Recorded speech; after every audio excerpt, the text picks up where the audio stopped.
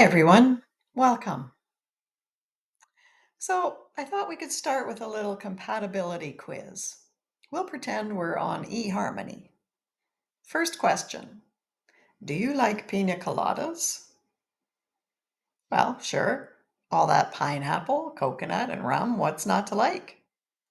Second question. Do you enjoy getting caught in the rain? Well, not particularly, to be honest. Are you into yoga? If I have to. Do you like making love at midnight on the dunes? Well, actually, there's a couple of problems with that. First, these old knees are not at all happy anymore when they're climbing up and down the sand dunes. And actually, my bedtime these days is around 9:30. And then there's the sand. Are you into champagne? Aha! Now, there's something we can agree on. Some of you might recognize these lyrics from an old song that was popular in the 1970s. It was called Escape by Rupert Holmes. The reason I bring it up is because it's a great illustration of today's topic, which is synchronicity. The guy is feeling like his relationship with his girlfriend has become stagnant, so he answers the ad. Yes, I love all those things. You sound perfect for me. Let's get together as soon as possible. When he gets to the bar for his rendezvous, who does he find? The person who posted the ad is the very girlfriend who he's convinced has lost her spark. What are the odds? So, what do you think? Was the universe sending this clearly misguided couple a strong message? Like, come on, guys, see what's right in front of you. What are the odds? Well, that's actually a good question. We all have those experiences. They just go against everything we've been taught about a logical universe. They seem coincidental, unlikely to actually happen, but yet it happens all the time to everyone. You're thinking about something and you hear a song about that exact thing. You have a dream and then something happens in real life that mirrors something in your dream. You're thinking you'd like to get a good used bicycle, and it turns out a friend of a friend is selling exactly what you're looking for. We call these things meaningful coincidences, or serendipity, or synchronicity. It was the famous Swiss psychologist Carl Jung who coined the word synchronicity in the early 20th century. He said, synchronicity is the coincidence in time of two or more causally unrelated events which intersect in meaning. I started to wonder, what have we humans said about synchronicity over the course of our history? Eastern religions are pretty philosophical about synchronicity. They see it as part of karma or the unfolding of the cosmic order, a sign that you're flowing with the universe. Some people suggest that we make a soul contract before we're born, and these coincidences nudge us towards fulfilling that contract, or at the very least, they give us a push in the direction of the divine plan for our life. Now, traditional Christian teachings emphasized God's great design for humanity and the work of the Holy Spirit in leading us to do God's will. The ancient Greeks believed that there was a divine plan and that what appeared to be random occurrences actually pointed to a deeper logic or pattern. Not that hard to see how much of the Western world then spun that into an unshakable belief in logic and the I'll believe it when I see it kind of attitude, conveniently ignoring or discounting things that don't fit into that logical framework. Logic and linear reasoning have become the Western way of seeing things. Children start out open to anything, but are gradually and consistently taught it's only your imagination, or it's just a coincidence, as if imagination and coincidence are inconsequential things that have no meaning. Do spiritual people experience synchronicity more than non spiritual people? Studies indicate that that's not the case, but spiritual people are more likely to look for meaning in them in the experiences than non spiritual people, who tend to dismiss them as coincidence. I had an experience of synchronicity a few months ago. I had a vivid dream that involved a person who was quite close to me. In the dream, that person said very clearly that the solution to our problem was the crystalline. They even presented something to me in their hands that they called the crystalline. I woke up with a very clear recollection of the dream, which doesn't often happen to me. I was thinking, crystalline, that's a word you don't hear too often. Anyway, I went about my day without really thinking about it. And then I settled into bed that night with my current book. And just before I was going to turn the light off, and yes, it was 9:30, I came across a sentence that said, "The lake was crystalline in the sunshine." What are the odds? For me, the occurrence of the unusual word in my book so soon after the dream suggested that I'd better take some time to figure out what the dream was really trying to tell me. I did some journaling, and I ended up going over the dream in a lot of depth with my spiritual director. Eventually, I concluded that it showed a clear path through the issue that we were facing. I just needed to interpret some of the symbols that are the language of dreams. Jung would have said that the dream was from my inner world, the psyche, and the word in the book was part of the external world. Toward the end of his life, he speculated that there might be some mysterious way in which psychology, the psyche, and physics, the external world, might be interrelated. Carl Jung was a contemporary of Albert Einstein, another great thinker of the 20th century. I couldn't find any quotes from Einstein about synchronicity or coincidence, but he did say, God does not play dice with the universe, thereby suggesting that there's no such thing as randomness, accidents, or coincidences. So while Jung was thinking about psychology and physics and some possible mystery connecting the two, Einstein came out and said the word God. Could God be another word for the mystery that Jung was grasping for? I'm happy to think so. Another kind of synchronicity is the one that happens over a longer time in your life. It's the synchronicity that you notice when you look back over your life, with all its ups and downs, challenges and joys, and you realize that somehow everything has conspired to put you exactly where you're meant to be. There are many examples of this kind of long term synchronicity. You lose your job, one that maybe was a little dull, maybe wasn't stimulating you very much anymore, but hey, it paid the bills. Suddenly, the life raft is gone and you don't know what to do.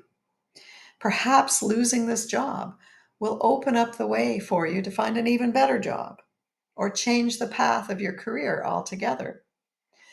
Years after the event, you see that it was the best thing that could have happened to you. For me, it was meeting my bosom friend 40 years ago when we both worked at Jasper Park Lodge. If I hadn't met her, she would never have introduced me to my husband. I would never have moved to Ottawa, had our two daughters, found a fulfilling career, and made one or two more bosom friends in the process.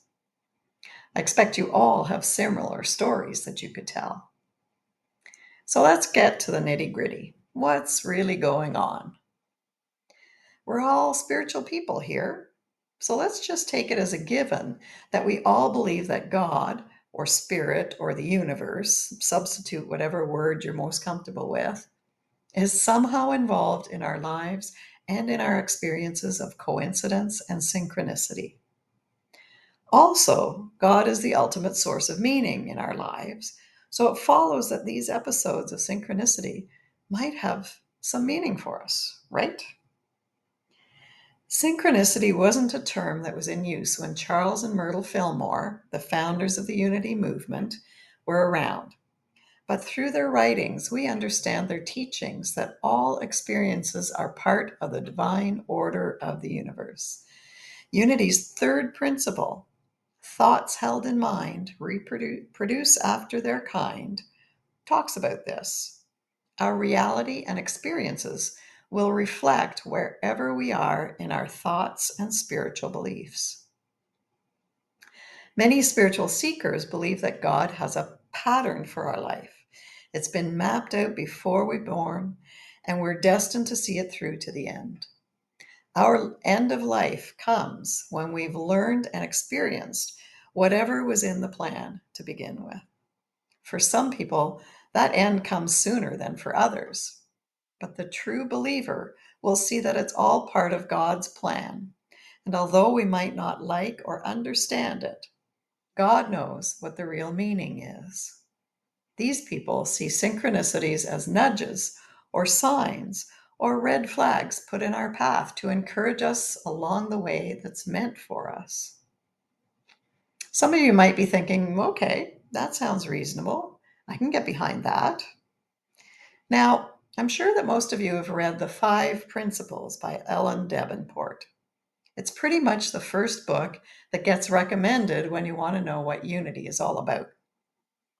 On page 62, Davenport writes, "Not only is there no predestination for our lives, no blueprint or fate, but we are choosing moment to moment what happens to us and for us." So that's pretty much Unity's take on predestination. So if these meaningful coincidences and synchronicities aren't evidence of a grand plan for our life, what are they? I'm going to tell you about a couple of different concepts that I find very meaningful. The first is by Henry Nouwen, who was a Catholic priest and taught spirituality at Yale and Harvard. Nouwen doesn't actually talk about synchronicity, but in his book called Spiritual Direction, Nouwen opens the chapter he calls Who Am I? With an affirmation that he says must be taken as a starting point. You are the beloved of God. He gives us the definition statement. This is the definition statement of being human. It's what we start with and is with us all our lives. What does he mean by saying we are the beloved of God? Well, here's what he writes on page 32. You are mine and I am yours. You are my beloved. I have molded you in the depths of the earth and knitted you together in your mother's womb. I have carved you in the palm of my hands and hidden you in the shadow of my embrace. I look at you with infinite tenderness and care for you with a care more intimate than that of mother for her child. I have counted every hair on your head and guided you at every step. Wherever you go, I go with you, and wherever you rest, I keep watch. I will not hide my face from you. You know me as your own, as I know you as my own. I am your father, your mother, your brother, your sister, your lover and your spouse, and yes, even your child. Wherever you are, I will be. Nothing will ever separate us. We are one. Wow. If we believe that God is that close to us, then what conclusions must necessarily follow about the synchronicities in our life? Maybe they're not only signs or nudges from God, but evidence of an ongoing connection and a dialogue with the divine. What if every single moment is part of an ongoing conversation with the universe? Driving your car, doing your filing at work, teaching your children, being driven crazy by your spouse. Every single moment is part of that conversation. So, what's the language of this conversation? Does God speak English? Well, sure, why not? But much more than that, the conversation involves emotions, symbols, feelings, intuitions, listening, knowing, interpretations, flashes of insight, and yes, hints of the mystery that's all around us, sometimes in the form of synchronicities. The funny thing is, when you think about yourself and the universe interacting in that way, you begin to notice the communication with the universe more than ever before. Being open to receive is key. The more open you are to the ongoing communication, the more awareness you will have of these meaningful coincidences in your life. There was another guy named Alan Watts who had some ideas about synchronicity. Alan Watts was a popular philosopher, writer, and speaker in the 1950s and 60s. He was a big force in bringing Buddhist and Hindu teachings to the attention of the people of North America, to the hippies of the day who really dug it, man. Watts suggested that where we get hung up is not necessarily in trying to discern the meaning that we should take from the synchronicities, but in trying to figure out what actually is happening to cause the coincidence.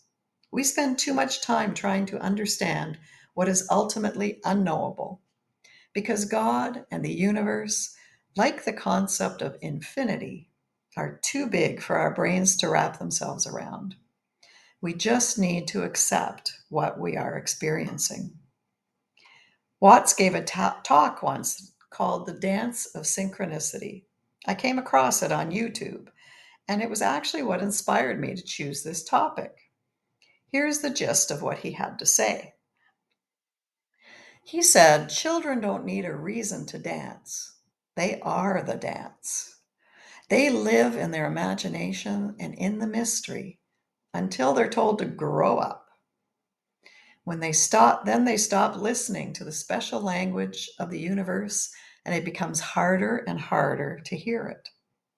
Watts said the universe has patterns and tendencies, but things are not pre programmed. Instead, the universe can be playful, sometimes funny, sometimes teasing. When you begin to notice the patterns, the coincidences, the probabilities, you eventually notice that everything belongs. Life is dancing with you, and the boundaries between you and everything else disappear. How does it feel? Like electricity, like a nudge. You're noticed. Your awareness is heightened.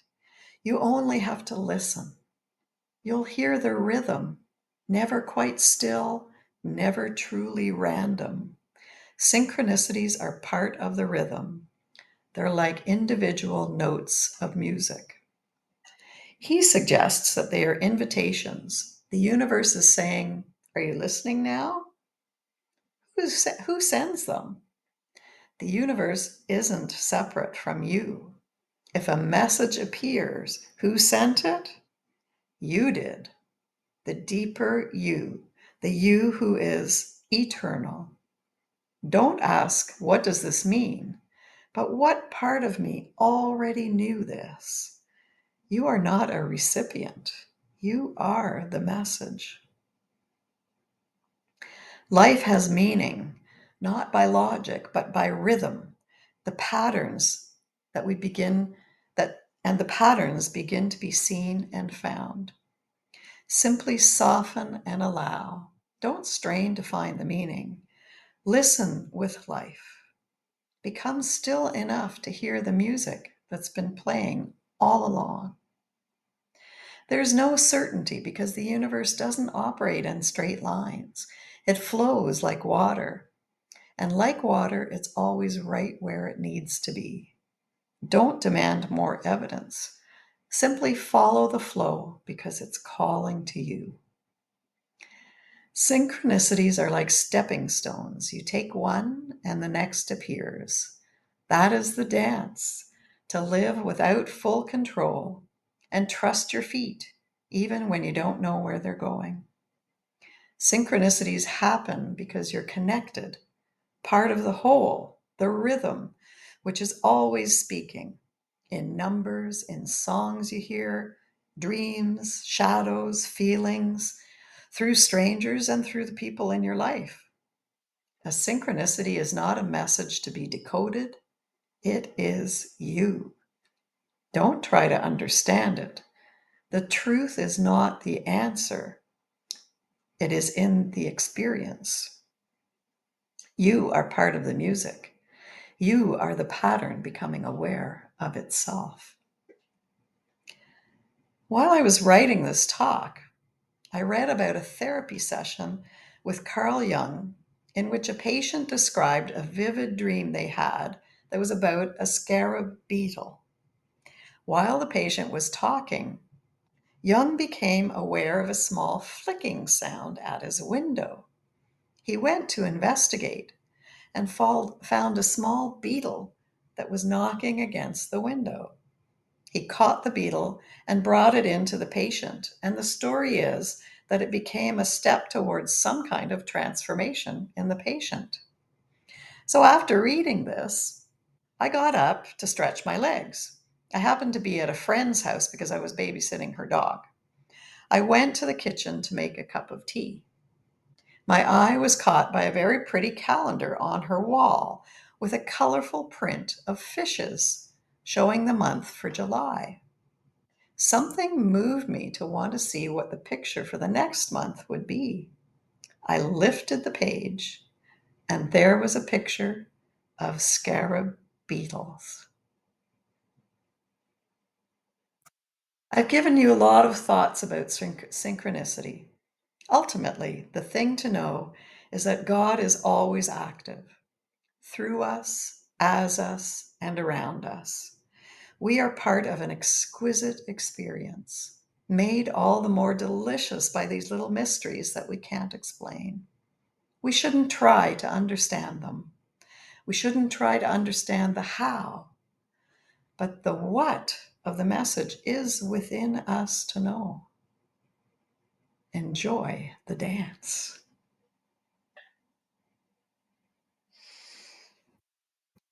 Now let's get comfortable in our chairs as we go into meditation. We're going to try a little bit of an unusual breathing pattern throughout this meditation. We're going to establish a rhythm of inhaling very deeply each time, and then slowly as possible, letting the breath seep out through your partly open mouth. Okay? So let's begin. Inhale deeply. Exhale, letting the breath seep out very slowly.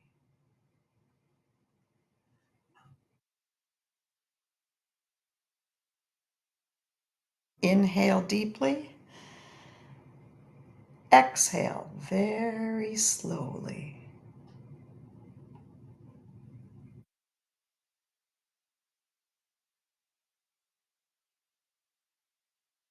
Inhale. Exhale slowly.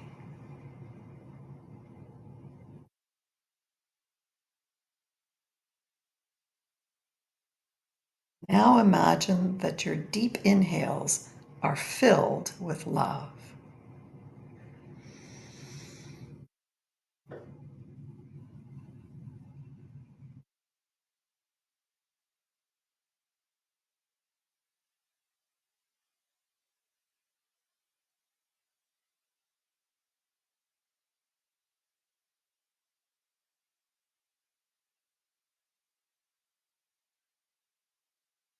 Now, as the exhales seep out, imagine that they are pulling love from the top of your head down into your heart space.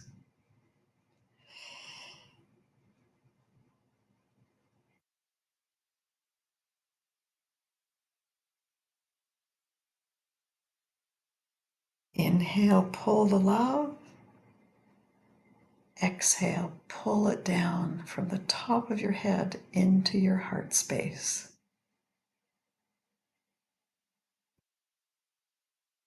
Now, with the slow exhales, the love is being pulled all the way down to your toes. Inhaling, exhaling, your whole body filled with radiating love.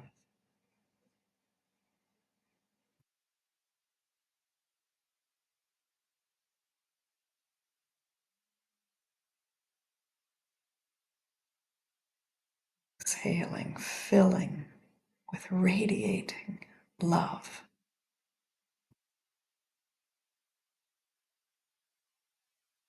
On the next exhale, imagine the love seeping out of your body into the space around you.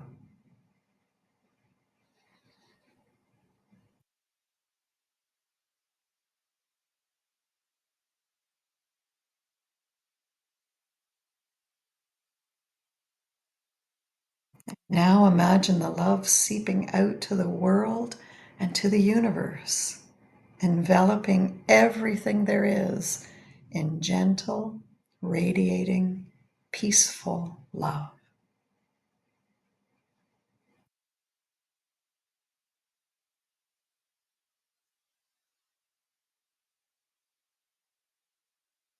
Let's continue to breathe in this special pattern and imagine that for a few more moments.